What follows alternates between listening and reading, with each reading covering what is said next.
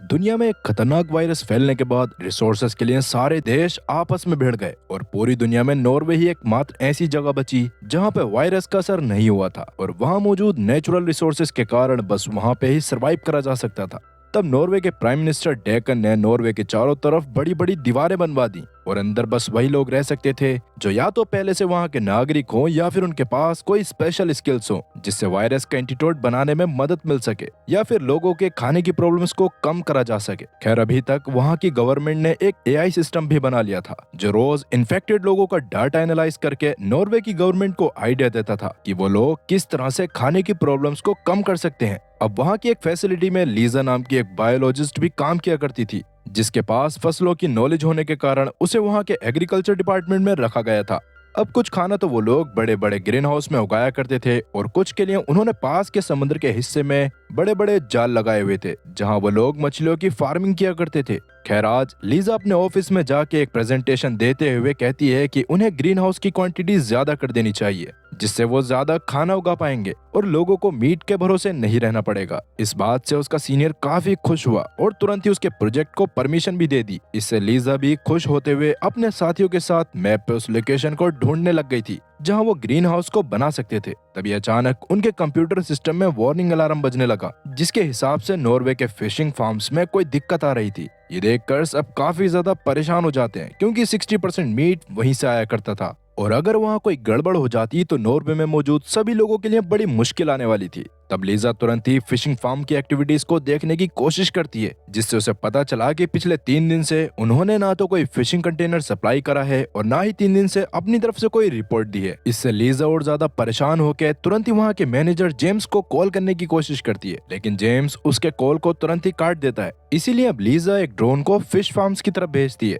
जिस दौरान ड्रोन में तो वहाँ एकदम नॉर्मली लग रहा था और जब ड्रोन से ही लीजा मैनेजर से बात करते हुए उससे जानने की कोशिश करती है कि उसने सिस्टम्स को बंद क्यों करा हुआ है और क्या वहाँ कोई दिक्कत है। पहले तो मैनेजर लीजा के ड्रोन भेजने के कारण उस पर गुस्सा करने लगता है क्योंकि अभी के समय तक सिक्योरिटी रीजंस के कारण सभी ड्रोन्स को पब्लिक वालों और आर्मी वालों को दे दिया गया था ताकि वो बॉर्डर्स पे रहकर घुसपैठियों के ऊपर नजर रख सकें। इसके बावजूद अभी भी लीजा मैनेजर से वहाँ के हाल जानने की कोशिश कर रही थी लेकिन मैनेजर के कुछ बोलने से पहले ही लीजा का ड्रोन अचानक बंद हो जाता है और उसके थोड़ी देर बाद ही एक पुलिस ऑफिसर उनके ऑफिस में आ गया। उसको देखकर लीजा उससे रिक्वेस्ट करने लग गई थी कि शायद फिश फार्म्स का मैनेजर किसी प्रॉब्लम में है इसीलिए उन्हें वहां जाके चेकिंग करनी चाहिए लेकिन ऑफिसर इस पर मना कर देता है क्योंकि ऐसा करने की परमिशन या तो सिक्योरिटी मिनिस्टर या तो कंपनी का हेड या फिर प्राइम मिनिस्टर ही दे सकता था और लीजा तो बस सिक्योरिटी डिपार्टमेंट में थी तो वैसे भी ऑफिसर को ऐसा करने के लिए नहीं कह सकती थी। इससे गुस्से में आके लीजा ऑफिसर को सुनाने वाली होती है लेकिन ऑफिसर आगे उसकी कोई बात नहीं सुनता और ऑफिस से चला जाता है। ये देखकर लीजा परेशान होकर एक बार वापस से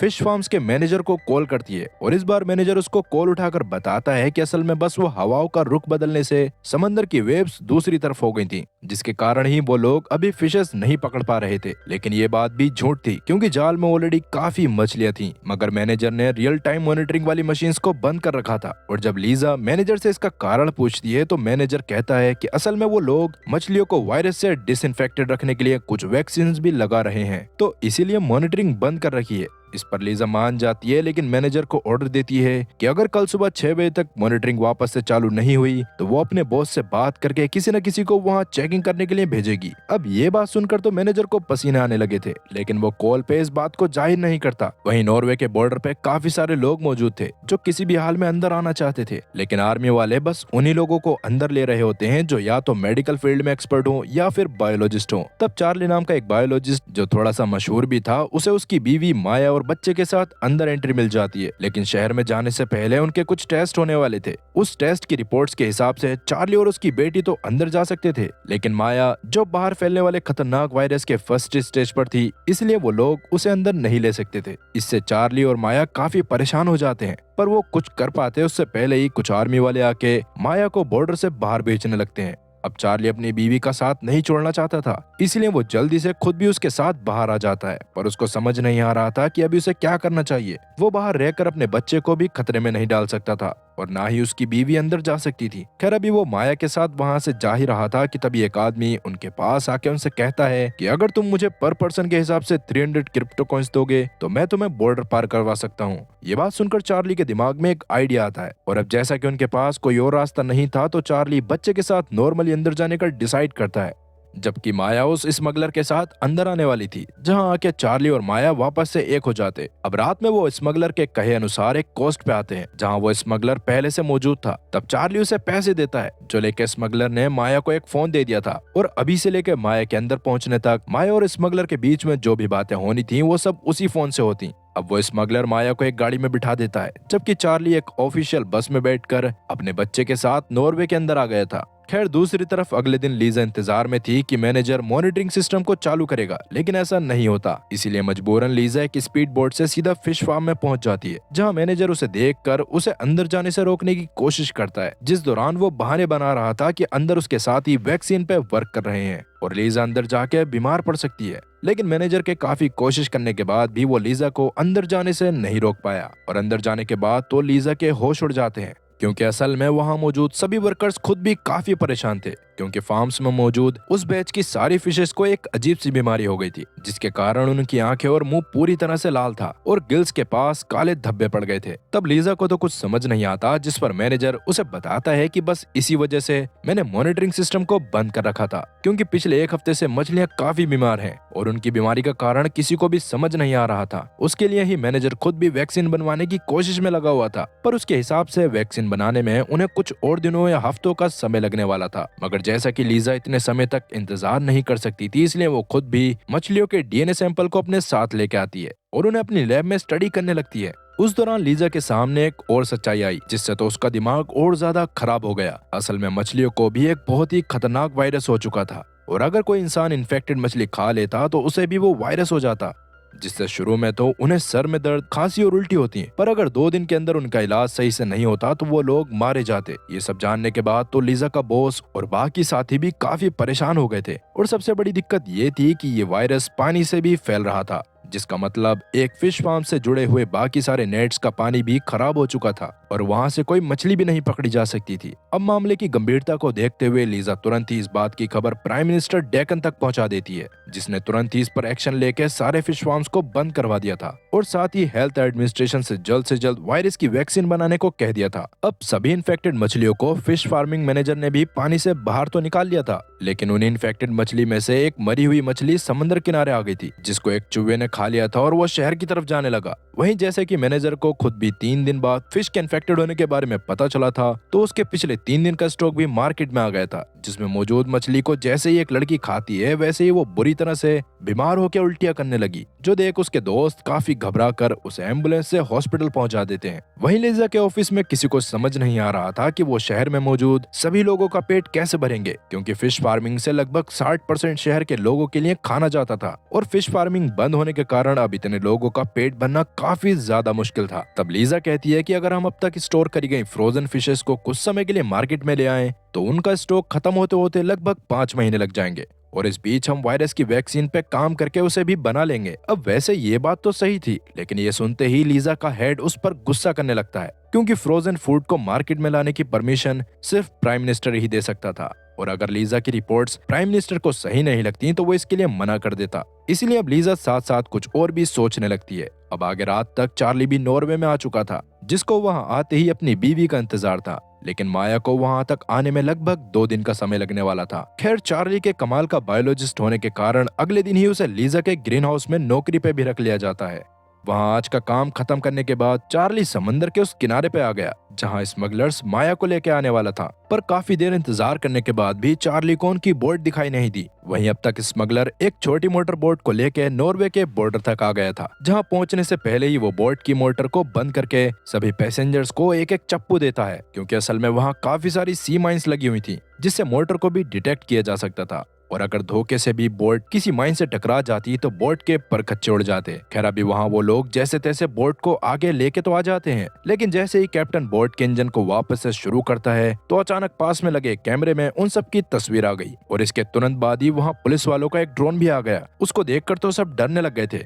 और अभी पुलिस वाले लगातार ड्रोन से सभी लोगों को रोकने को कह रहे थे, पर इसके बावजूद स्मगलर बोट नहीं रोकता, जिसकी वजह से पुलिस वाले मजबूरन ड्रोन से उन पर फायरिंग करना शुरू कर देते हैं, जिनसे ही बचते हुए बोट अचानक कुछ चट्टानों से टकरा जाती है। तब जैसे तैसे सब लोगों को रेस्क्यू करके हॉस्पिटल में तो भेज दिया गया था, लेकिन वहाँ उनके टेस्ट करने पर डॉक्टर्स को पता चलता है कि वो सभी लोग एक ही तरह के खतरनाक वायरस से पीड़ित हैं, जो देखकर तो किसी को कुछ समझ ही नहीं आ रहा था। खैर अब तक हॉस्पिटल में सेम वायरस से पीड़ित होने वाले लोगों के एक दिन में 100 केसेस आ गए थे और ये वायरस दरअसल वही वायरस था जो उन फिशेस के कारण फैल रहा था। अब जैसा कि उस वायरस के बारे में आम लोगों को भी पता चलने लगा था, इसलिए हेल्थ मिनिस्ट्री लोगों को बाहर कम से कम जाने को कहती है। साथ ही अब तक डेक्कन ने भी नॉर्वे में लेवल 1 इमरजेंसी घोषित कर दी थी, जिसके अकॉर्डिंग किसी को भी खाने में फिश नहीं खानी थी और अपने घर में स्टोर्ड फिश को भी जल्द से जल्द घर से बाहर फेंकना था। वहीं लीजा को अभी इस बारे में नहीं पता होता कि जिस वायरस को रोकने के लिए वो इतनी मेहनत कर रही है वो ऑलरेडी शहर तक पहुंच चुका है। दरअसल लीजा भी अपने असिस्टेंट के साथ समुद्र में पानी के कुछ सैंपल्स कलेक्ट करने आई थी, ताकि उसे पता चल सके कि पानी में ये वायरस कहां से आया है।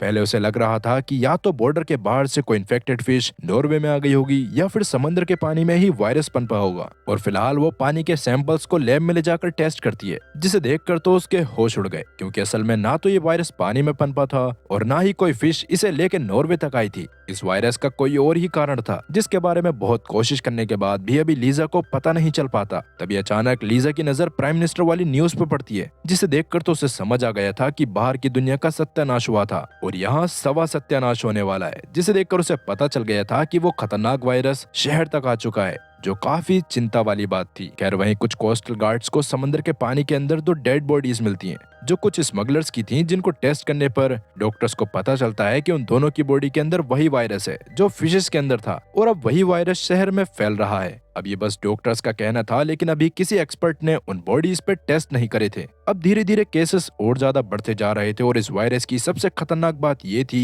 कि ये हर घंटे इवॉल्व कर रहा था, जिसके कारण डेक्कन तुरंत ही लेवल 2 इमरजेंसी भी डिक्लेयर कर देता है, जिसमें अगर किसी भी एरिया में वायरस के ज्यादा केसेस आते तो उस एरिया में पूरी तरह से लॉकडाउन लगा दिया जाता और वहां से किसी को भी बाहर जाने की परमिशन नहीं मिलती। ये न्यूज देखने के बाद तो लीजा के दिमाग ने काम करना बंद कर दिया था, क्योंकि इतनी पढ़ाई करने के बाद भी उसने आज तक ऐसा वायरस नहीं देखा था जो इतनी जल्दी इवॉल्व कर रहा हो, और बस पहले दिन में उसके इतने सारे केसेस भी आ गए थे। इसीलिए अभी वो इस बारे में और ज्यादा जानने के लिए वापस से फिश फार्म के मैनेजर के पास बात करने के लिए जाती है, जहां फार्म के बाहर वर्कर्स काफी सारी सड़ी हुई फिशेस को कूड़ेदान में डाल रहे थे, जो लीजा को थोड़ा अजीब तो लगता है, पर वो मैनेजर से बात करने के लिए अंदर जाने लगती है। तभी अचानक कुछ डॉक्टर्स मैनेजर को स्ट्रेचर पे पूरा सील पैक करके बाहर लाते हैं, क्योंकि वो मैनेजर खुद भी वायरस की चपेट में आ गया था और उसकी हालत तो बाकियों से भी काफी ज्यादा खराब थी। इसी वजह से अभी सब वर्कर्स भी थोड़ा सा ज्यादा बिजी थे, जिसका ही फायदा उठाकर लीजा अंदर से कुछ दिन पहले तक की सीसीटीवी फुटेज को चुरा लेती है और वापस से अपने ऑफिस में आ जाती है। मगर वहां आते ही उसे एक और बुरी खबर सुनने को मिली कि उनके ग्रीन हाउस में लगे टमाटरों में भी वो वायरस फैलने लग गया था, जिसके कारण काफी फसल बर्बाद हो चुकी थी।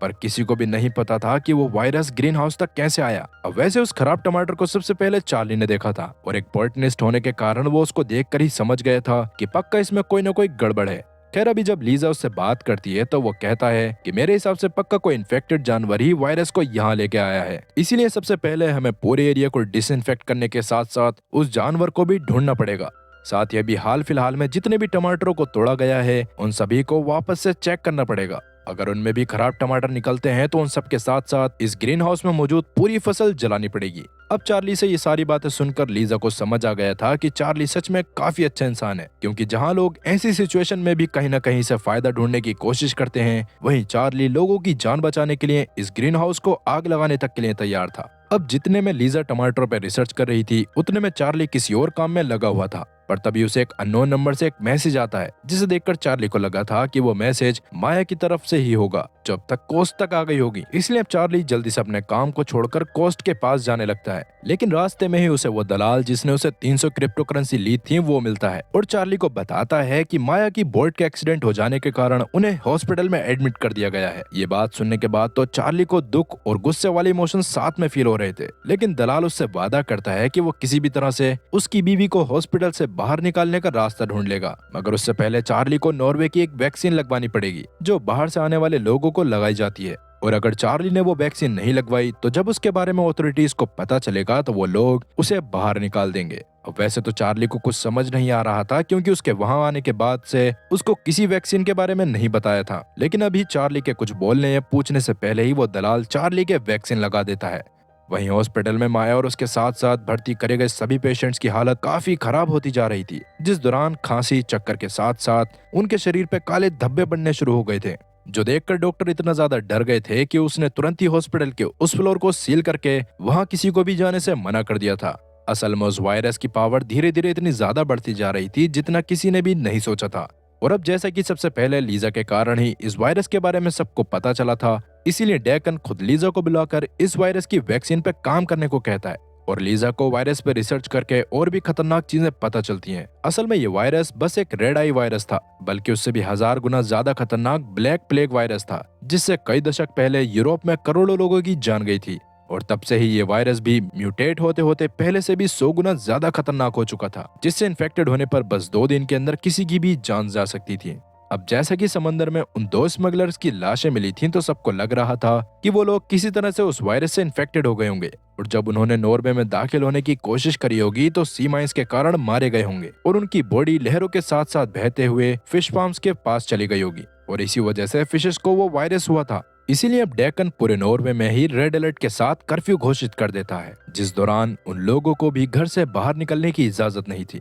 जो पहले सरकारी काम से भी इधर उधर जा रहे थे। साथ ही अभी डेकन ने यह फैसला भी करा था कि जिन लोगों के पास नॉर्वे की सिटीजनशिप नहीं है उन लोगों को भी बाहर भेज दिया जाएगा, बेशक से उनकी स्किल्स की वजह से ही उन्हें हायर क्यों ना करा गया हो। ऐसा डेकन ने इसलिए करा था क्योंकि बाहर की दुनिया में जब वार शुरू हुई थी तो डेकन ने पहले ही दुनिया भर से जितना हो सके उतने फ्रोजन फूड को नॉर्वे में मंगवा लिया था और वो नॉर्वे की पुरानी आबादी के हिसाब से 1 साल के लिए सफिशिएंट था। अब जहां डेकन की प्रेस कॉन्फ्रेंस चल रही थी, उसी बीच हॉस्पिटल में पेशेंट्स की हालत और ज्यादा खराब होने लगती है क्योंकि वो लोग खांसते खांसते मरते जा रहे थे। इधर लीजा को अभी अभी काफी चीजें समझ नहीं आ रही थी, इसीलिए सबसे पहले तो वो टमाटर वाले ग्रीन हाउस में जाके वहां की तलाशी लेती है और वहां उसे वही मरा हुआ चूहा मिलता है जो समुद्र के किनारे इन्फेक्टेड मछली को खाकर शहर में आ गया था। उसको देखकर लीजा को लग रहा था कि उसकी वजह से ग्रीन हाउस में एक खतरनाक वायरस आया होगा, लेकिन जब लीजा उसके पेट को फाड़ कर देखती है तो उसमें बस मरी हुई मछली का मीट होता है, जिसका मतलब चूहे ने टमाटर को छुआ भी नहीं था। पर इसके बाद भी वो इन्फेक्ट कैसे हो गए थे, यही बात लीजा को समझ नहीं आ रही थी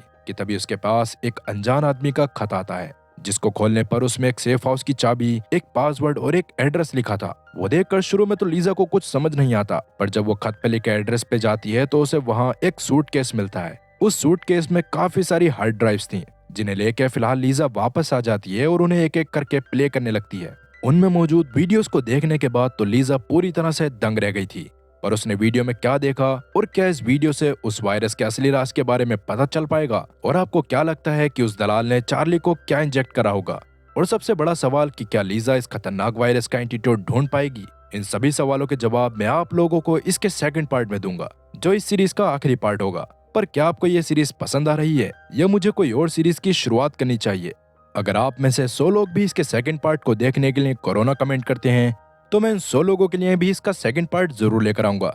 बाकी इसके साथ ही आज की कहानी का ये पार्ट यहीं पर खत्म होता है। मिलते हैं अगली वीडियो में, तब तक के लिए गुड बाय।